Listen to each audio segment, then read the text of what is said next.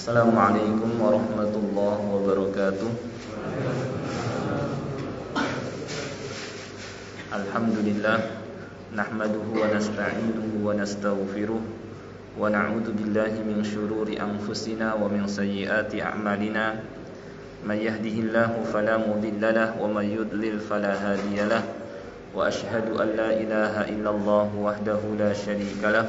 Wa asyhadu anna Muhammadan abduhu wa rasuluh la nabiyya wa la rasula ba'dah. Allahumma salli wa sallim ala nabiyyina Muhammad wa ala alihi wa sahbihi wa man tabi'a huda ila yaumil qiyamah, amma ba'd.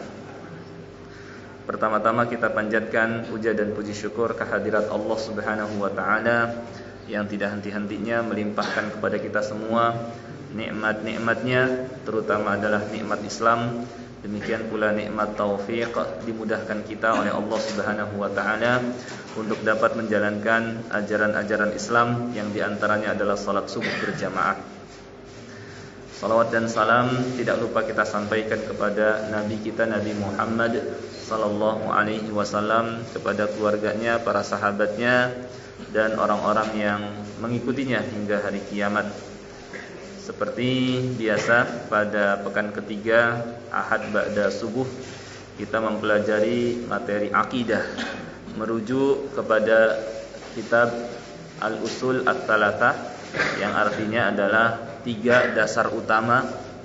Yakni di kitab ini kita diperkenalkan lebih lanjut tentang Allah, diperkenalkan lebih lanjut tentang agama Islam, dan tentang Nabi kita Muhammad sallallahu alaihi wasallam, di mana 3 inilah yang akan ditanya kepada kita kalau kita meninggal dunia.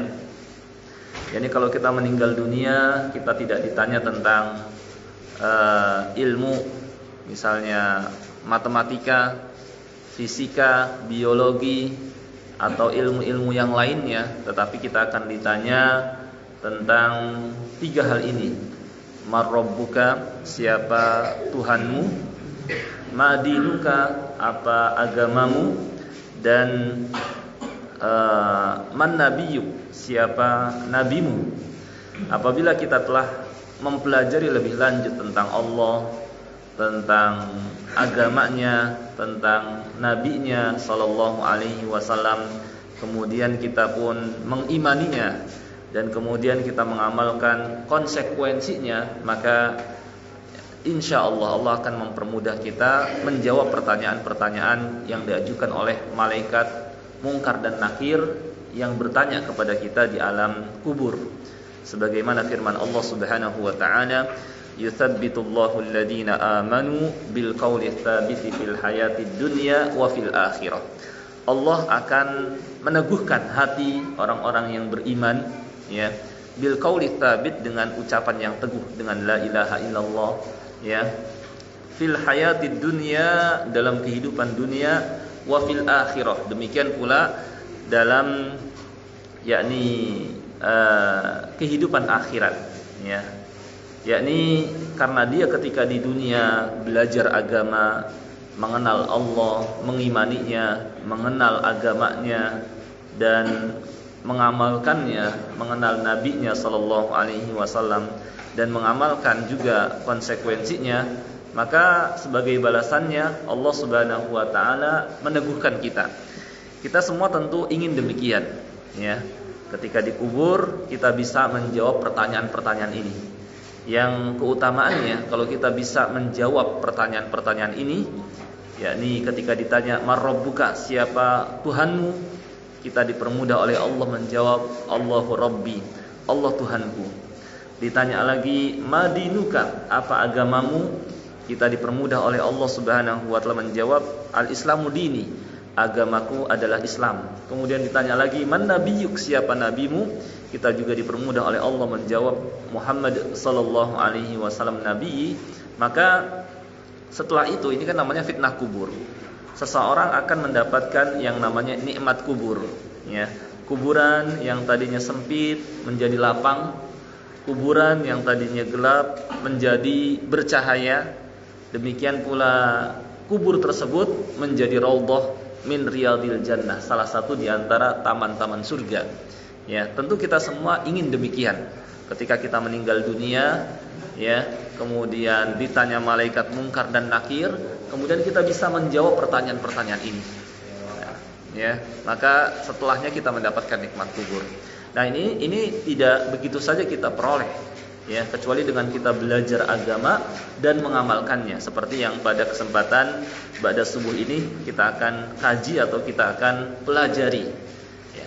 Baik, pada kesempatan yang sebelumnya kita sudah sampai pada pembahasan mengenal sedikit tentang agama Islam, wa ma'rifatu dinil Islam, dan mengenal agama Islam sampai pada footnote nomor 10, ya. Sekarang kita melanjutkan kewajiban seorang muslim yang kedua setelah dia ilmu, yakni mempelajari atau mengenal Allah, mengenal nabinya sallallahu alaihi wasallam, dan mengenal agama Islam bil adillah, dengan dalil, yakni supaya kita tidak salah, ya, dalam mengenalnya, ya. Maka kewajiban yang kedua adalah al-amalu bihi, mengamalkannya. Ya, inilah bedanya ilmu agama dengan ilmu-ilmu yang lain.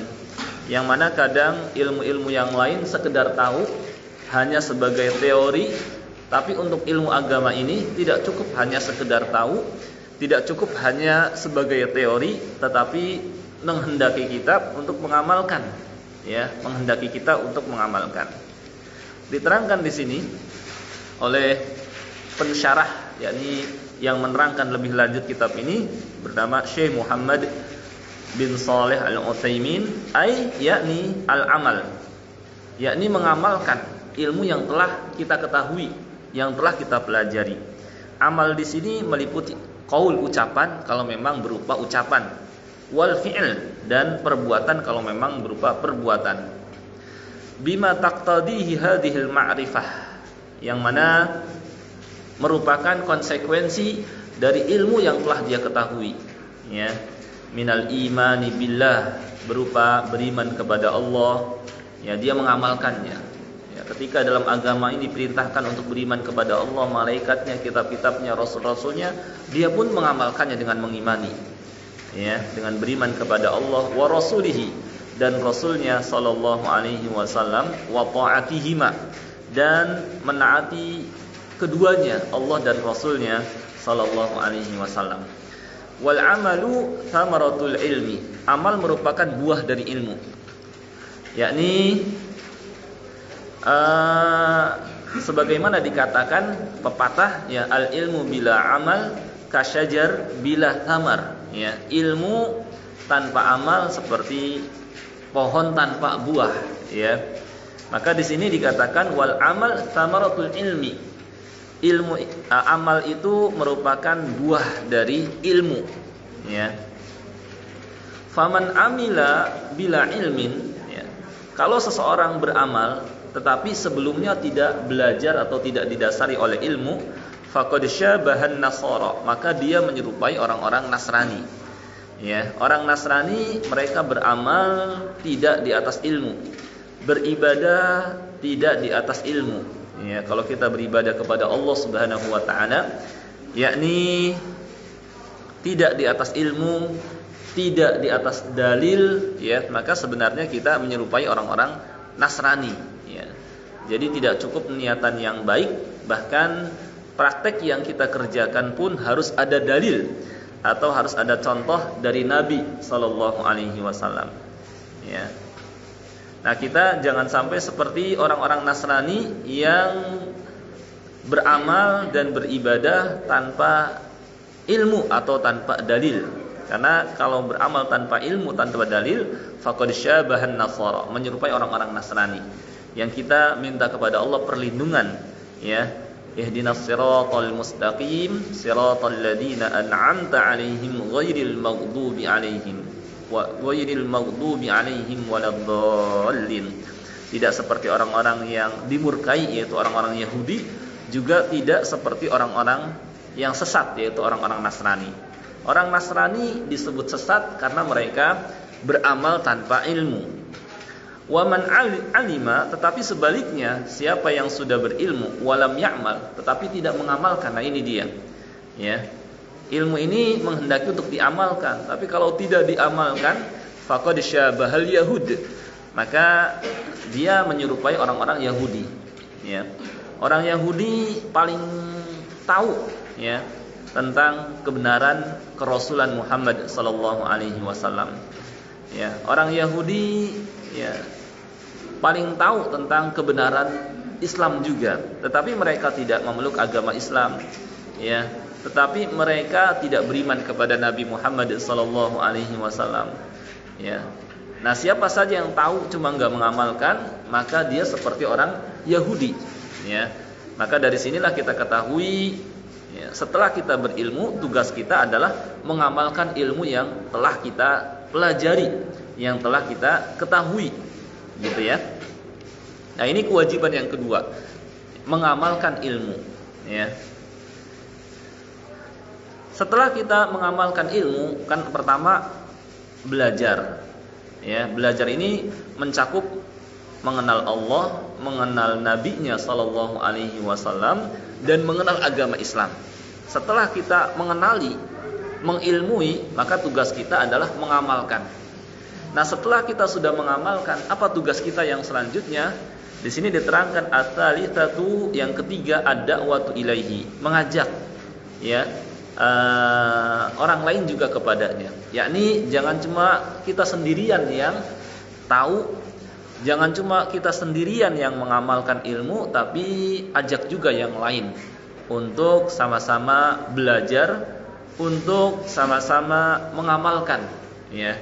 Dan inilah orang yang sempurna, ya, di mana dia tidak hanya menyempurnakan diri, tetapi dia juga menyempurnakan orang lain, ya.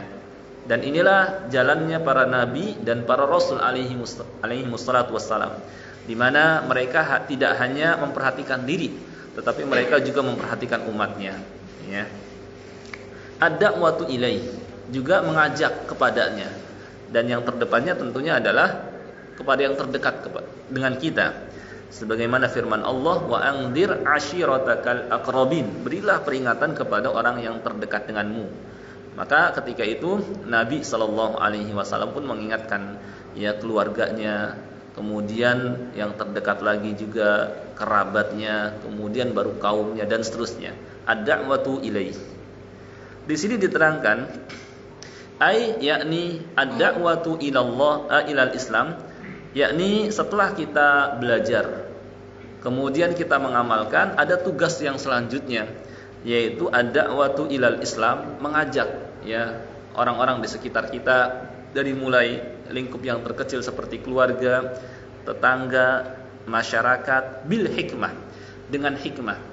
Hikmah itu secara bahasa artinya al-isabah fil qawli wal amal, tepat dalam berkata dan tepat dalam bertindak. Termasuk dalam berdakwah dengan hikmah adalah di antara cakupannya ad-da'wah bil ilmi, berdakwah dengan ilmu. Yakni jangan sampai ketika kita berdakwah tapi kita tidak mengilmuinya. Ya. Juga ad-da'wah bil kitabi was sunnah, ya. Kita berdakwah dengan Al-Qur'an dan As-Sunnah, dalam arti ya bahwa apa yang kita serukan ada dasarnya dalam Al-Qur'an, ada dasarnya dalam sunnah Nabi sallallahu alaihi wasallam. Bisa juga al-hikmah di sini adalah dengan bil kalam ala qadri uqulin nas, yakni berbicara sesuai dengan tingkatan atau yang bisa difahami oleh orang lain. Jangan kita terlalu tinggi bahasanya yang tidak difahami oleh mereka. Kata Ali bin Abi Thalib, hadithun nasa bima yafhamun, bicaralah kepada orang-orang sesuai dengan tingkat pemahaman mereka. Aturiduna ayyukadzaballahu wa rasuluh, sukakah kalian nantinya Allah dan Rasulnya sallallahu alaihi wasallam didustakan? Jangan terlalu tinggi bahasanya misalnya. Termasuk juga bil hikmah adalah bidur bil amsal, dengan membuat perumpamaan-perumpamaan, ya, seperti ketika kita ingin mengajak manusia agar lebih mengutamakan akhirat daripada dunia. Kita berikan perumpamaan bahwa orang yang mengejar akhirat itu seperti orang yang menanam padi, maka akan tumbuh juga rumput. Tetapi orang yang mengejar dunia seperti orang yang menanam rumput, enggak akan tumbuh padi. Maksudnya apa? Orang yang mengejar akhirat dia akan memperoleh juga dunia, tapi orang yang mengejar dunia dia enggak akan memperoleh akhirat. Itu sekedar contoh perumpamaan. Bisa juga dakwah bil hikmah ini bimura'ah ahwalil mad'uin, memperhatikan kondisi mad'u, orang yang didakwahi. Yakni keadaannya bagaimana? Apakah masih dasar, maka kita ajarkan yang dasar-dasar. Kalau sudah banyak yang pada pinter, maka kita meningkat ke materi yang di atasnya. Kemudian juga memperhatikan kondisi, ya, kapan pasnya kita mendakwahi mereka.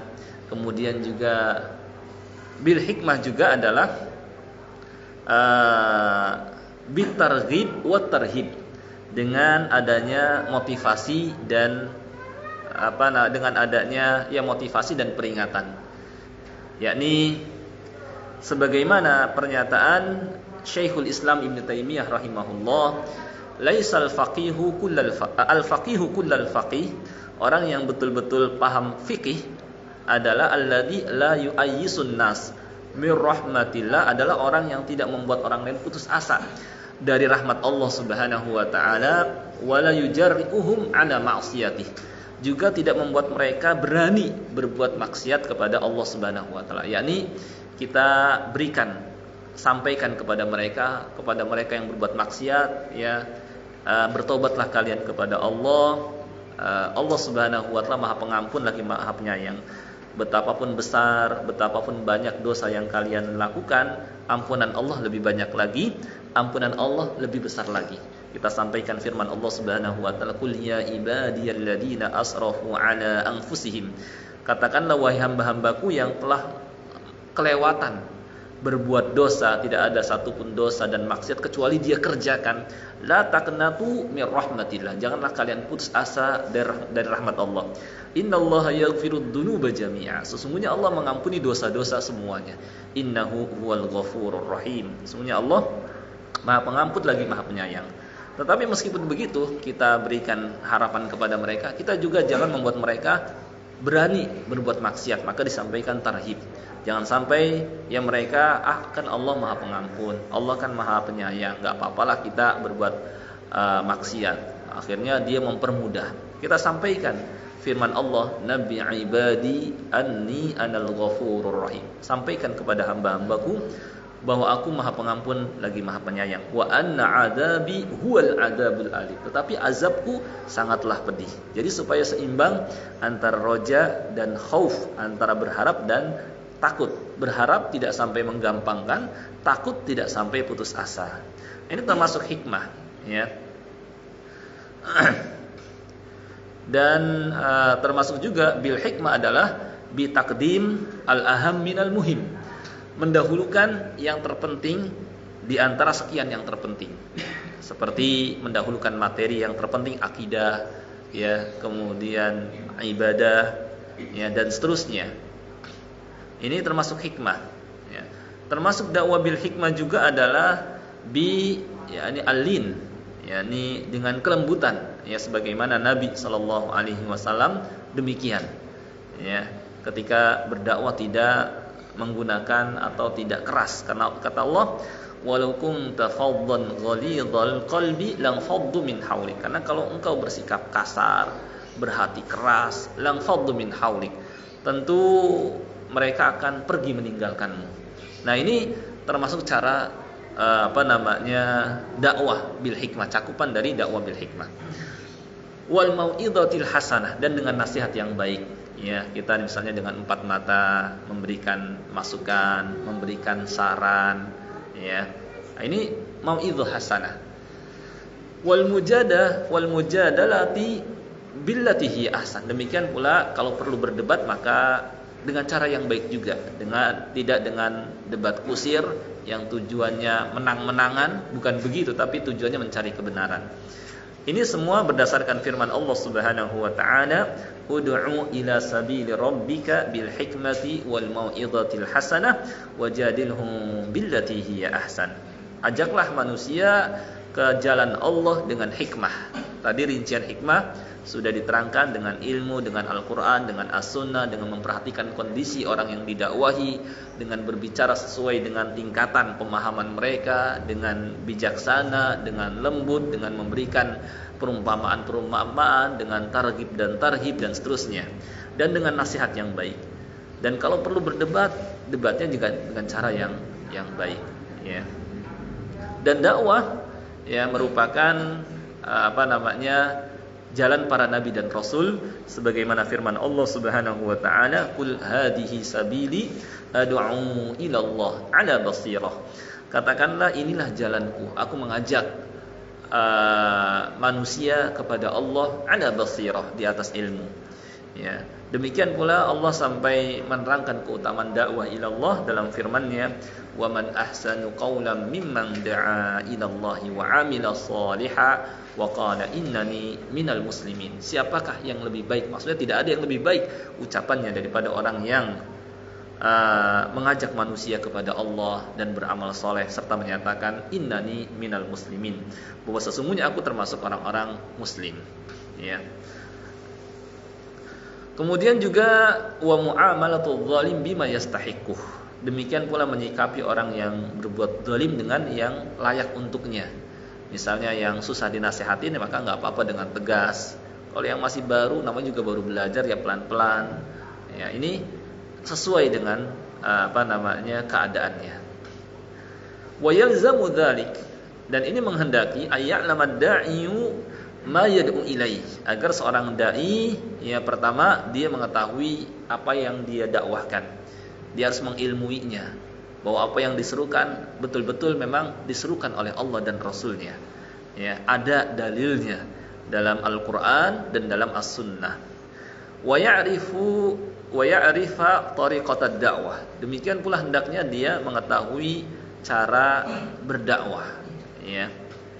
Nah, ini terkait dengan dakwah, cuma tingkatan setelah kita berilmu, beramal, tidak langsung dakwah juga. Jadi setelah kita mengilmui agama ini, kemudian kita mengamalkan, baru tingkatan yang ketiga adalah dakwah. Cuma di sini secara garis besar saja, mengetahui thariqat dakwah. Ya. Kalau lagi Jumatan, ya harus tegas, karena memang siang hari orang paginya habis kerja, kelelahan. Kalau pelan, lembek, yang ada ngantuk. Kemudian kalau ngaji keras-keras juga nggak bagus. Yang penting sedikit-sedikit, yang penting dipahami, gitu ya. Wahalal mad'u, demikian pula mengetahui kondisi orang yang didakwahi, ya. Nah, ini misalnya jangan menggunakan bahasa-bahasa terlalu tinggi yang bisa dimengerti oleh mereka apa, gitu ya. Wa da'watu hiya wadhifatur rusul. Dakwah merupakan tugas para rasul.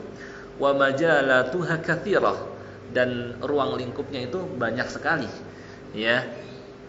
Kal khutab, bisa dengan ceramah, ya, ceramah di mimbar, ceramah pada saat-saat tertentu, momen-momen tertentu, ya. Misalnya kadang ba'da ya salat seperti ini. Wa ta'lif, bisa juga dengan menulis, ya, yang senang nulis, misalnya dia membuat buku, ya, agar kemudian bisa dibaca oleh orang lain. Apalagi di zaman sekarang, ya, kita bisa juga, yakni mudah sekali menyebarkan ilmu lewat tulisan, ya, dengan adanya media sosial, ya. Ketika kita menulis, mungkin yang singkat-singkat, kadang-kadang orang kalau terlalu panjang mereka malas bacanya, sudah tausiah singkat, kemudian orang lain men-share. Kalau orang lain mengamalkan, karena sebab kita dapatkan pahala. Man da'a ila huda, siapa yang mengajak kepada petunjuk, ya, kana lahu minal ajri, ya, maka dia akan memperoleh pahala, ya, seperti orang yang mengamalkannya. La yang kusu min, yakni tidak mengurangi, yakni pahala dia akan tetap dapatkan secara sempurna juga seperti yang mengamalkannya. Wa ta'lif, ya, wa ghairiha, dan lainnya.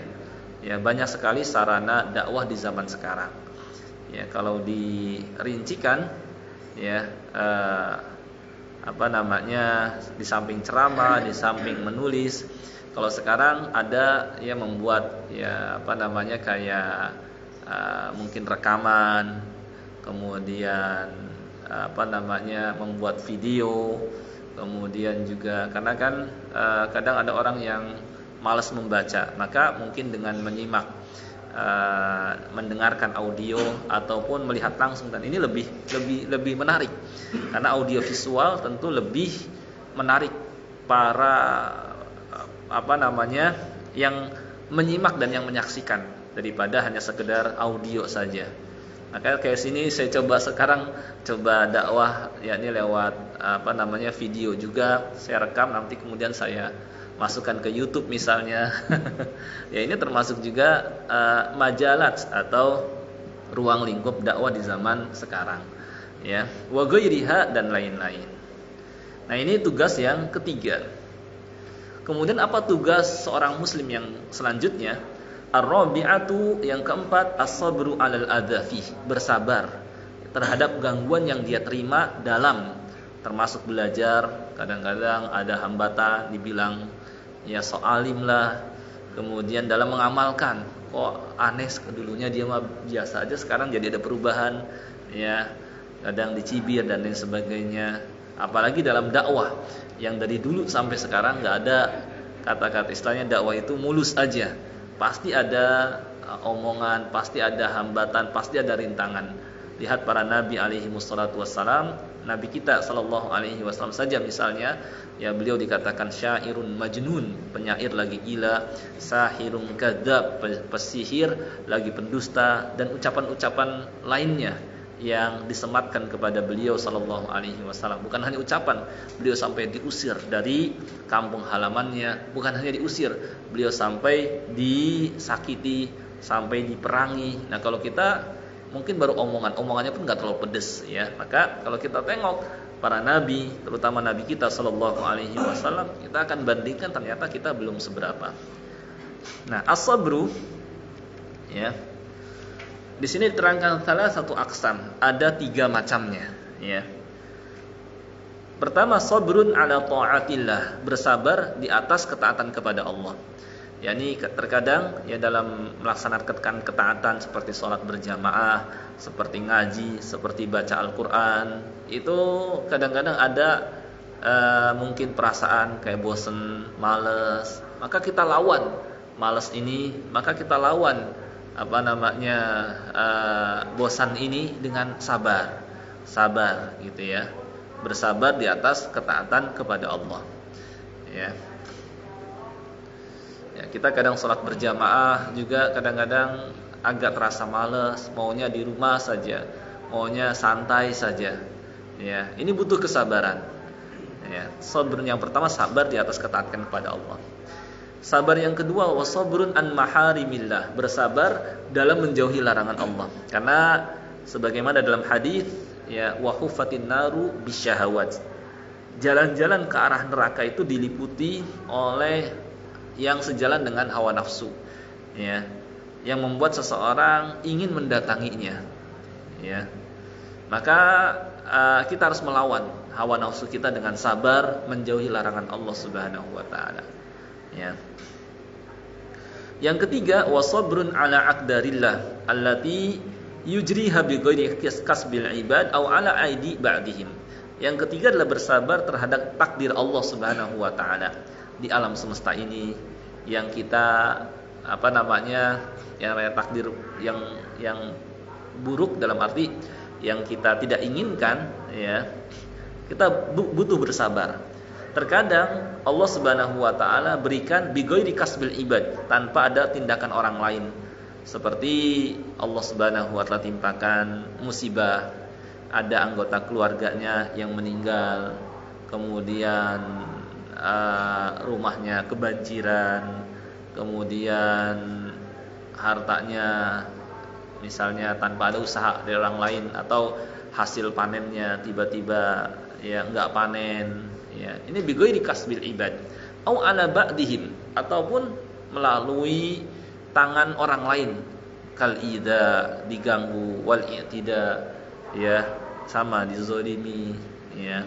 ada orang yang memusuhinya, ada orang yang mencelanya. Ini perlu bersabar, ya. Kalau bigoiri kasbil ibad, ini seperti firman Allah Subhanahu wa taala dalam surah Al-Baqarah, "Wala nabluwannakum bisyai'im minal khaufi wal ju'." Ya, kami pasti akan memberikan cobaan kepadamu. Yani dalam kehidupan dunia, ya. Terkadang ketika kita sedang santai, nikmat, ada masa di mana kita akan diberikan ujian oleh Allah Subhanahu wa taala. Ujian tersebut terkadang berupa minal khauf, rasa takut. Ya, ada saja penjahat, teror dan lain sebagainya. Ya, diancam, ya. Minal khauf wal ju', terkadang kelaparan.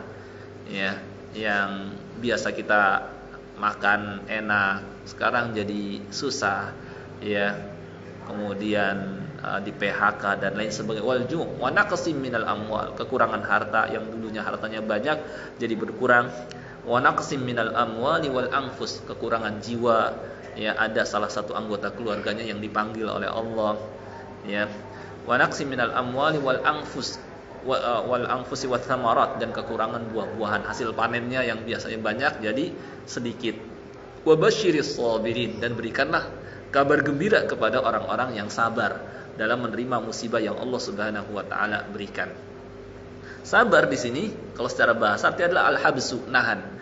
Nahan di sini mencakup nahan ucapan dan nahan perbuatan. Nahan ucapan di sini dengan kita tidak kesel, dengan kita tidak marah-marah, dengan kita tidak protes, dengan kita tidak mengucapkan kata-kata yang menunjukkan tidak menerima. Itu namanya sabar dalam ucapan.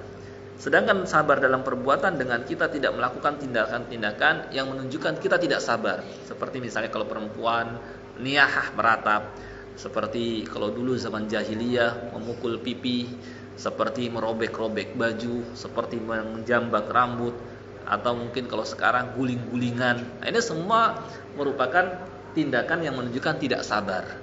Ya, kata Allah, wa basyiris sabirin, berikanlah kabar gembira kepada orang yang sabar. Maksudnya nahan, orang yang menahan diri dari menahan ucapannya, demikian pula menahan perbuatannya dari menunjuk perbuatan atau ucapan yang menunjukkan tidak sabar. Ulama menerangkan bahwa dalam menghadapi musibah ada 3 keadaan, yang mana yang satu di atas yang lain keadaannya. Tingkatan pertama adalah sabar. Sabar dalam arti tadi menahan diri, itu sudah utama sekali dan akan dapatkan busyra, kabar gembira dari Allah Subhanahu wa taala. Wa basyiris sabirin alladzina idza asabathum musibah qalu inna lillahi wa inna ilaihi raji'un. Kata Allah, ulaika alaihim shalawatum min rabbihim wa rahmah. Jadi dia akan mendapatkan keberkahan dan rahmat dari Allah Subhanahu wa taala, wa ulaika humul muhtadun, dan akan mendapatkan petunjuk. Ini tingkatan pertama. Tingkatan yang kedua di atas sabar adalah ridha. Ridha artinya puas mendapatkan musibah. Ya, dia sejuk pandangan matanya karena dia paham hikmah dari musibah itu. Kata ulama, ar-ridha hilyatu awliyaillah. Ridha adalah perhiasan para wali Allah. Para wali Allah perhiasannya bukan cincin, bukan gelang, bukan kalung, tapi perhiasan mereka adalah sikap ridha dalam memandang kehidupan dunia ini. Dapat musibah nyaman, tenang. Ketika dapatkan nikmat dia bersyukur, meningkatkan syukurnya. Nah, dia ridha, puas. Dan ini tidaklah diraih kecuali setelah dia memahami hikmah dari musibah, bahwa Allah Subhanahu wa taala menimpakan musibah ada maksud, ya, dari itu. Di antaranya, ya, ingin meninggikan derajatnya, menghapuskan dosa-dosanya, ya, dan hikmah-hikmah lainnya. Dia pun ridha, dia pun puas. Dan tingkatan yang paling tingginya adalah bersyukur, ya, karena dia paham bahwa ini menunjukkan bahwa Allah menginginkan kebaikan dari dia. Maka dia ketika mendapatkan musibah, dia malah mengucapkan alhamdulillah, ya, malah mengucapkan alhamdulillah. Makanya Nabi SAW ketika mendapatkan kenikmatan, beliau mengucapkan alhamdulillahilladzi bi ni'matihi tatimmus shalihat, dan ketika mendapatkan kebalikan dari itu, beliau mengucapkan alhamdulillahi ala kulli hal. Segala puji bagi Allah dalam keadaan bagaimanapun. Disebutkan dalam hadis riwayat Ahmad, ya, hadisnya hasan insyaallah, bahwa Ketika Allah Subhanahu wa taala memerintahkan malaikat ya mencabut nyawa untuk mencabut nyawa anak hambanya. Ya, setelah mereka mencabutnya, ya, kemudian mereka menghadap kepada Allah. Allah berfirman kepada mereka, qabattum samarata fuadi abdi, apakah kalian telah mencabut buah hati hambaku, maksudnya anaknya, ya. Qalu, mereka mengatakan, para malaikat mengatakan, na'am, ya. Allah berfirman lagi, famadza qal, apa yang dia ucapkan?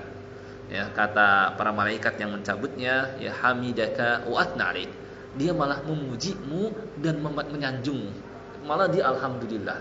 Ya, orang kan berat ya menerima ketika anaknya meninggal dunia, apalagi masih kecil, tapi dia malah mengucapkan alhamdulillah, karena dia paham bahwa ini Allah menginginkan kebaikan buat dia. Maka ketika yakni malaikat menyampaikan demikian, Allah berfirman, ibnuhu baita, yakni siapkan untuk dia istana, ya, wasammuhu baital hamdi, dan berikan nama istana itu dengan baitul hamdi, istana penuh dengan pujian. Nah, itu kalau seorang sampai bersyukur, dan itu tidak bisa diperoleh kecuali betul-betul paham yakni terhadap hikmah dari musibah, ya. Nah, ini namanya bighairi kasbil ibad, ya. Nah, kalau ala aidi ba'dihim, ya seperti disakiti, diganggu, seperti para rasul alaihi wassalatu wassalam, disakiti dengan ucapan, disebut tadi dengan gelaran-gelaran buruk, bisa juga dengan perbuatan, diusir dari kampung halamannya ataupun diperangi, ya. Kemudian kata Syekh Muhammad Ibn Shalih Al-Utsaimin, wa 'ala da'i, seorang dai, ya, al-iltizamu bihadhil aqsam at-talat, hendaknya berpegang dengan 3 macam sabar ini. Sabar dalam melaksanakan ketaatan kepada Allah, rajin salat berjamaah, kemudian baca Al-Qur'an, sabar dalam mengamalkan ajaran-ajaran Islam, juga sabar dalam menjauhi larangan Allah Subhanahu wa taala, juga sabar dalam menerima musibah, ya. Fakullu, dan yakni setiap mayyumarisu dakwah, yang terjun di bidang dakwah, fa innahu sayu'dza, pasti akan disakiti, ya, pasti akan mendapatkan gangguan. Allah berfirman, fasbir kama sabara ulul azmi minar rusul, bersabarlah sebagaimana para rasul ulul azmi dulu bersabar, ya. Nah, ini 4 kewajiban seorang muslim. Kalau disingkat, ilmu pertama adalah belajar. Ilmu di sini cakupannya mengenal Allah, mengenal nabinya, mengenal agama Islam. Yang kedua, mengamalkannya dari ilmu yang telah dia pelajari. Dan ini perinci, ilmu di sini enggak sembarangan ilmu, tapi bil adillah, harus pakai dalil. Dan ini supaya kita enggak salah paham dalam beragama. Timbulnya kesalahpahaman karena belajar tanpa dalil, ya, apa kata orang, ikut-ikutan. Nah, ini akhirnya salah dalam beragama. Nah, supaya kita nggak salah dalam beragama, harus dasari dalil. Ada nggak dalilnya? Kalau ada dalilnya dalam Al-Quran, dalam As-Sunnah, dan pemahamannya benar, maka kita baru mengamalkan, ya. Setelah kita mengamalkannya, jangan cuma buat diri saja, tapi usahakan orang lain juga sama, agar kita nggak cuma sendirian yang ke surga, tapi kalau bisa ngajak orang lain juga sama-sama ke surga, yaitu ad-da'wah ilaih. Dan pasti yang namanya dakwah itu ada gangguan, ada rintangan, ada hambatan, maka butuh yang keempat, namanya sabar. Nah, ini tugas seorang muslim dalam kehidupan dunia: ilmu, amal, dakwah, dan sabar. Ilmu, amal, dakwah, dan sabar. Dan ini ada dalilnya.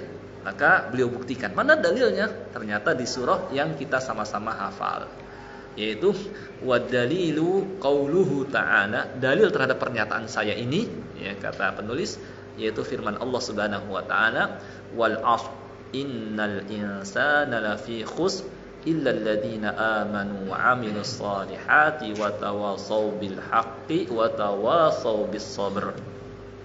Demi masa, sesungguhnya manusia benar-benar dalam kerugian, ya, mereka akan rugi di dunia, sengsara dunia dan akhirat, ya.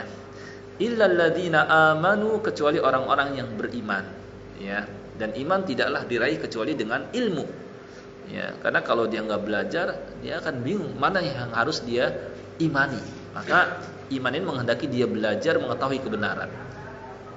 Dan itu tidak cukup harus dia tambahkan wa aminus shalihat, mengamalkan ilmu yang telah dia pelajari. Dan lebih sempurna lagi wa tawassaw bil haqq, dia pun mengingatkan manusia untuk mengikuti kebenaran, ya.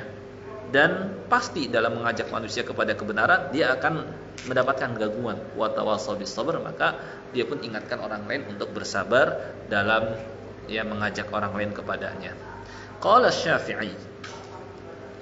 Di sini sebentar ada catatan dulu, ya. Aqsamallahu ta'ala bil asr. Allah Subhanahu wa ta'ala bersumpah dengan al-asr, masa. Ya, alladhi huwa dahr, yang merupakan waktu. Wa huwa mahillul hawadis, tempat terjadinya berbagai macam peristiwa. Waktu, masa itu berbagai peristiwa terjadi di situ. Ya, Allah Subhanahu wa ta'ala berhak bersumpah dengan makhluknya, masa, tapi kita tidak boleh bersumpah dengan makhluknya. Karena Allah la yus'alu amma yaf'alu wa hum yus'alun. Allah tidaklah ditanya terhadap tindakannya, kitalah yang diminta pertanggungjawaban. Nah, Allah bersumpah dengan masa karena pentingnya masa tersebut. Untuk apa? Ala annal insana fi khusr, bahwa manusia benar-benar dalam kerugian, kesengsaraan dunia dan akhirat. Illa man ittasafa bihadhihi sifat, kecuali orang yang punya 4 sifat ini. Pertama, al-iman, iman, wa huwa yuwafiqul ilma. Ya, inilah yang sejalan dengan ilmu. Iman di sini maksudnya adalah iman tidaklah diperoleh kecuali dengan dia ilmu, belajar, sehingga dia tahu mana-mana yang harus dia imani. Yang kedua, al-amalus salih, beramal saleh, wa huwal amal bil ilmi, ya, mengamalkan ilmu yang telah dia ketahui, ya. Yang ketiga, at-tawasi bil haq, mengingatkan kepada kebenaran, wa huwa da'wa ilaih, tugas yang ketiga tadi, yakni mendakwahkannya. Yang keempat, wa tawasi bis sabr, ya, mengingatkan untuk bersabar, wa huwa sabru 'alal adafi, yaitu bersabar terhadap gangguan di jalan dakwah, ya. Wa tawasi bil haqqi wa tawasi bis sabr, ini terlalu kecil, ya. Nah, saya besarin lagi.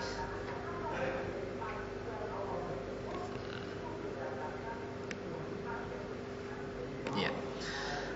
Mengingatkan manusia untuk mengikuti kebenaran dan bersabar, huma, keduanya, minal amri bil ma'ruf, termasuk amar ma'ruf, wan nahyi 'anil munkar, dan nahi munkar, ya. Alladani bihima qiwamul ummah wa salahuha, di mana dengan keduanya umat ini akan eksis. Demikian pula dengan keduanya juga umat ini akan jadi baik. Karena kalau tidak dilakukan amar ma'ruf dan nahi munkar, udahlah biarin orang lain berbuat apa saja, yang ada terjadi kerusakan, ya, kekacauan, ya, dan umat semakin jauh dari agama. Ya, maka kalau diingatkan, ya harus kita menerima, ya. Tentunya mengingatkan dengan cara yang baik. Perumpamaan mengingatkan itu sama seperti ketika kita mungkin mengendarai motor, naik motor, kemudian kita standarnya tidak dinaikkan. Kira-kira orang baik bukan kalau misalnya ada yang mengingatkan, maaf Pak, standarnya itu lupa, nggak dinaikkan. Nah, ini kan dia orang baik. Karena kalau dibiarkan, khawatir ketika dia belok tiba-tiba guling motornya. Nah, itulah, ya. Tapi tentunya dengan cara yang baik. Bagaimana cara yang baik itu? Dengan cara yang lembut. Bagaimana cara yang baik itu? Dengan 4 mata, tidak bermaksud menjatuhkan orang lain. Nah, ini bagus. Ya, kita lihat ada orang yang keliru, ya. Misalnya kan mencakup dalam masalah ibadah atau di luar ibadah, ya. Ada orang yang malas sholat, kita ingatkan dengan cara yang baik, Pak, atau akhi misalnya, ya, ayo kita sholat, ya, karena sholat merupakan kewajiban agama, meninggalkannya dosanya sangat besar, ya, kita ingatkan. Atau dalam praktek ibadah, ada orang yang sholatnya buru-buru, Allahu Akbar, ya, sami'allahu liman Allahu Akbar, ini kan sama aja nggak tumakninah. Kalau nggak tumakninah, hilang rukun, bisa tidak sah sholatnya. Kita ingatkan setelah sholat, kalau bisa dengan 4 mata, berduaan sebentar pada waktu, gitu. Afwan, tadi saya lihat kayaknya praktek sholatnya terburu-buru. Sedangkan dalam dalam fikih itu diantara rukun sholat adalah tumakninah. Kalau saya lihat tadi kayaknya buru-buru banget, saya khawatir nggak sah sholatnya. Dulu di zaman Nabi SAW ada orang yang sholatnya buru-buru, ya. Ya, setelah selesai sholat datang kepada Nabi Shallallahu Alaihi Wasallam, kata beliau, irji fasolli fa innaka lam tusalli, balik lagi sholat lagi, kamu belum sholat. Dia ulangi lagi buru-buru sholatnya, datang kepada Nabi Shallallahu Alaihi Wasallam, beliau bersabda, irji fasolli fa innaka lam tusalli, balik lagi sholat lagi, kamu belum sholat. Nah ini kita ingatkan dengan cara yang baik, empat mata, dan tidak bermaksud menjatuhkan. Nah itu amar ma'ruf dan nahi mungkar. Ada misalnya wanita, misalnya zaman sekarang memamerkan aurat, kita ingatkan, Mbak atau ukhti, ya mungkin tutuplah aurat, ya karena ini kewajiban agama, ya kewajibannya betul-betul tertera dalam Al-Quran. Ini kan namanya bil hikmah, ada ilmu, ada dalilnya di surah Al-Ahzab, juga di surah An-Nur. Coba lihat di surah Al-Ahzab, kita akan temukan kulli azwajika wa banatika wa nisa'il mu'minin yudnina 'alaihinna min jalabibihin. Hendaknya mereka mengundurkan jilbabnya, dan hukumnya wajib, gitu ya. Maka kita harus pakai jilbab, gitu. Di samping ini kan kita diperintahkan menutup aurat, gitu ya. Kita ingatkan. Karena kalau tidak diingatkan semakin jauh-jauh umat ini dari agama. Coba aja lihat. Sekarang wanita-wanita semakin hari semakin memamerkan aurat. Ya, dulunya mungkin pakai rok cuma mungkin setengah betis. Sekarang naik lagi sampai selutut. Sekarang naik lagi pakai celana pendek. Udah gitu naik motor kemana-mana, pakaiannya dulu agak panjang, sekarang semakin tinggi. Bukan hanya itu, transparan lagi, bukan hanya ketat lagi. Ya ini udah semakin, ya Allah, ya sesuai dengan sabda Nabi Shallallahu Alaihi Wasallam. Kan kita nggak ingin mereka juga kalau tetap terus di atas itu, ya mereka akan, ya naudzubillahi min dzalik, nanti dikubur disiksa. Sedangkan hidup di dunia hanya sementara, di akhirat juga disiksa. Kata Nabi Shallallahu Alaihi Wasallam, sinfani min ahlin nar, dua kelompok termasuk penghuni neraka. Ya, lam arohuma, dulu di zaman beliau tidak melihatnya, tapi akan ada, dan ini termasuk diantara min dalailin nubuwah, bukti kenabian beliau Shallallahu Alaihi Wasallam, bahwa nanti setelah peninggal beliau akan ada dua kelompok ini. Yang pertama, qaumun ma'ahum siyata ka'adnabil baqar, segolongan orang yang dia punya pecut, ya, atau punya cambuk seperti ekor sapi, saking tebalnya. Yadribuna bihan nas, dia gunakan buat mecut orang lain, nggak mau nurut dicambuk, nggak mau nurut dipecut, karena kejamnya orang ini. Akan ada sepeninggal beliau orang-orang yang seperti ini. Yang kedua, wanisaun kasiyatun ariyatun ma'ilatun mumilat, wanita yang berpakaian tetapi seperti telanjang. Apa maksud berpakaian seperti telanjang? Ada beberapa tafsir dari ulama. Bisa maksudnya berpakaian tapi seperti kayak nggak berpakaian karena keadaan yang ketat. Ya, coba aja lihat gitu ya, ketat sekali sampai membentuk lekuk tubuhnya. Ya sampai, ya pokoknya ketat sekali, celananya ketat sekali. Ya mungkin sudah biasa nyaksikan ya.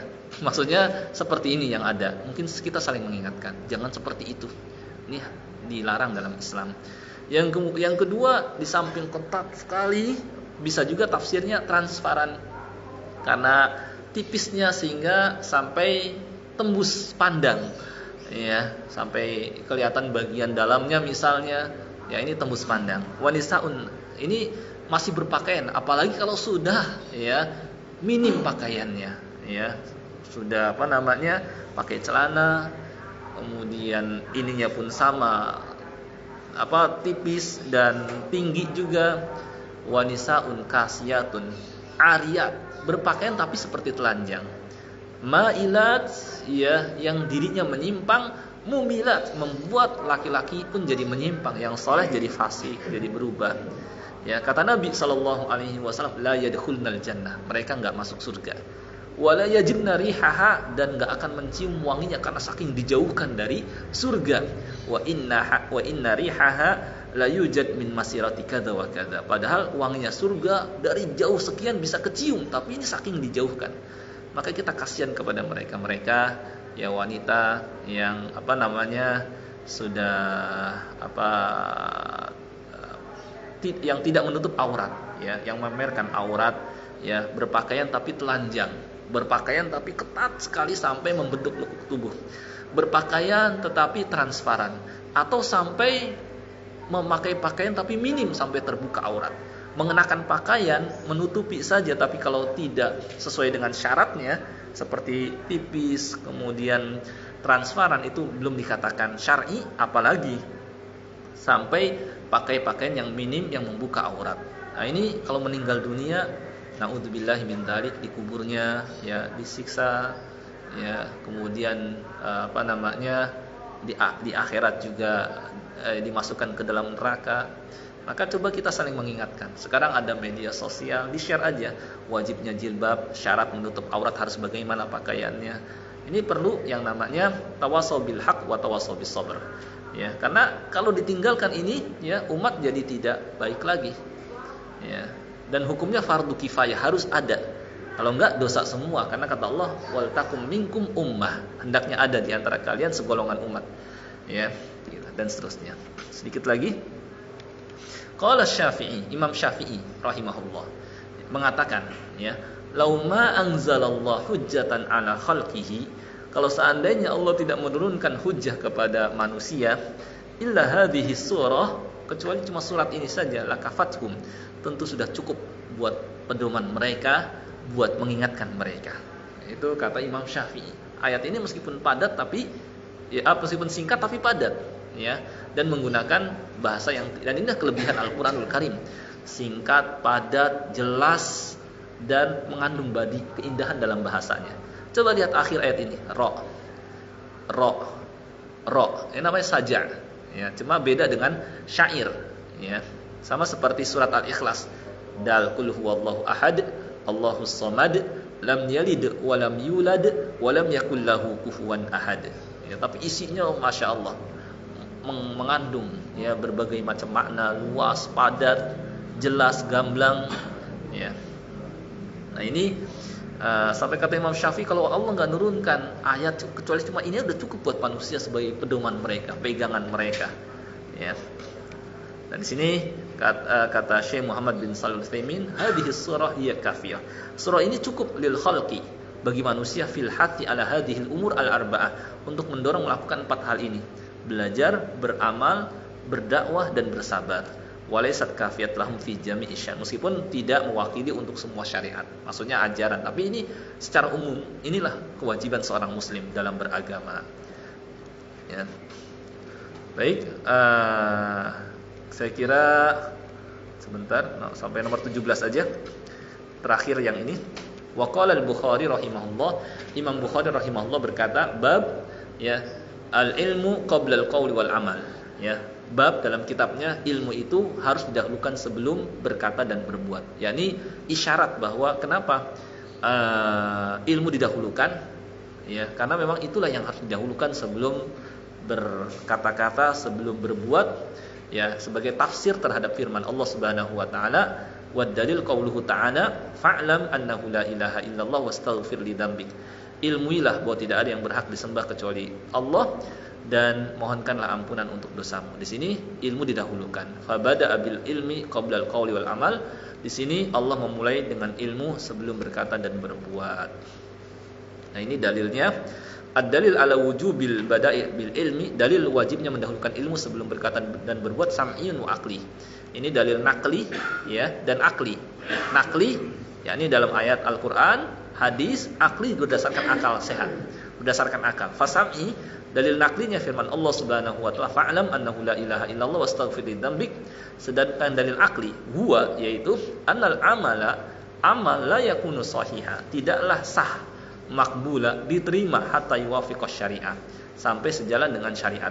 Wadzalika, dan itu tidak bisa diraih, illa bil ilmi, kecuali dengan ilmu. Lakin hunaka, tetapi di sana, ba'dul asya, ada perkara-perkara, ya'rifu hal insan, yang dapat diketahui oleh seseorang, bi fitratihi, berdasarkan fitrah yang Allah berikan kepadanya, kal ilmi bi annallaha wahid, seperti mengetahui bahwa Allah Subhanahu wa taala Maha Esa. Ini pun kalaupun istilahnya enggak pakai dalil nakli, akal pun sudah mendukung demikian. Ya, sehingga semua sepakat sampai lahir Pancasila ketuhanan yang Maha Esa, karena mereka fitrahnya mengetahui Tuhan itu Esa, ya, tidak berbilang, tapi prakteknya malah mereka nyembah selain Allah Subhanahu wa taala. Ya, baik, saya kira mungkin sampai di sini yang bisa kita pelajari pada kesempatan Ahad ba'da subuh ini. Mudah-mudahan yang kita pelajari ini bisa difahami dan bermanfaat. Mungkin sebelum ditutup, kalau ada yang belum jelas atau ingin ditanyakan, silahkan. Mungkin ada yang belum jelas.